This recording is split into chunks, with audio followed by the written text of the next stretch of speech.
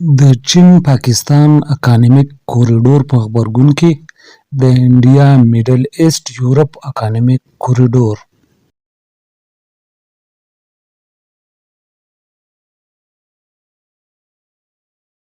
هند د G20 په کنفرانس کې د سیمې نقشه بدله کړه.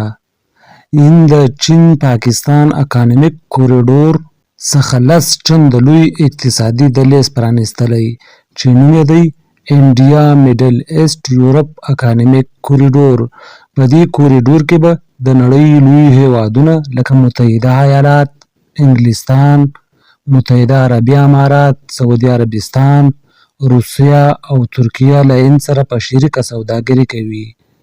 تر سمندر لاندې شاوخوا 350 کیلومتره تونلونه جوړ شوي دي. 150 یا 200 کیلومتره به په راتلونکې لسیزه کې جوړ شي. له ممبۍ تر دوبۍ د دې 1000 کیلومترو زیات اقتصادي دهلیز سربیره نور بدلون کوونکي تړونونه هم شوي چې د G20 کنفرانس کې لاسلیک شوي. د هند سره د انګلستان ټیکس فری ټریډ یا د مالیې وړیا سوداګري تړون. دوم، سعودي عربستان اعلان وکړ چې 2 لکه هندوانو ته به په سعودي عربستان کې د کار زمینه برابروي. دریم، ترکیه به هند ته نوې او پرمختللې بې پیلوټه الوتکې ورکوي.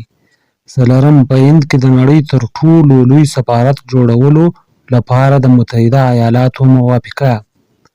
نړۍ به اوس د هند بندرونه د سوداګرۍ او نورو لپاره کاروي چې د دې په بدل کې د چین او پاکستان سیپیک ناکامه دی.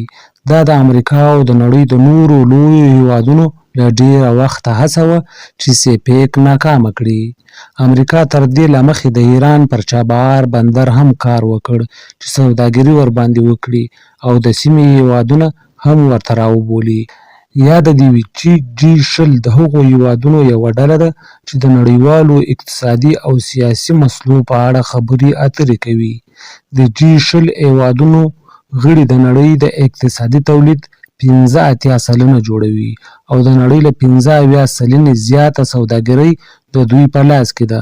همدارنګه د نړۍ 2/3 برخه نفوس هم دوی جوړوي. د G20 غړي د اروپایي ټولنې جمع 19 هیوادونه دي چې په هغه کې ارجنټاین، استرالیا، برازیل، کاناډا، چین، فرانسه، جرمني، هند، اندونیزیا، ایټالیا، جاپان، مکسیکو، روسیه، سعودي عربستان، سویلي افریقا، سویلي کوریا، ترکیه، بریتانیا او د امریکا متحده ایالات شامل دي. دغه ډله په 1999 کال کې د ایشیا له مالي بحران وروسته جوړه شوه. دا د مالیې وزیرانو او چارواکو لپاره د یو فورم په توګه رامنځته شوې چې د اقتصاد د دوام او بیا رغولو په لارو چارو بحث وکړي. د G20 د مشرانو لومړۍ غونډه په 2008 کال کې د اقتصادي ودې په تړاو د نړیوالې همکارۍ لپاره جوړه شوې وه. G20 په وروستیو کلونو کې خپل پام نورو برخو ته هم ورواړاوه. دوی اوس د اقلیم په بدلون او دوامداره انرژۍ هم خبرې کوي. د G20 د غونډې مشري هر کال بیلابیل هیوادونه په غاړه اخلي او د سرمشریزې لپاره اجنډا ټاکي.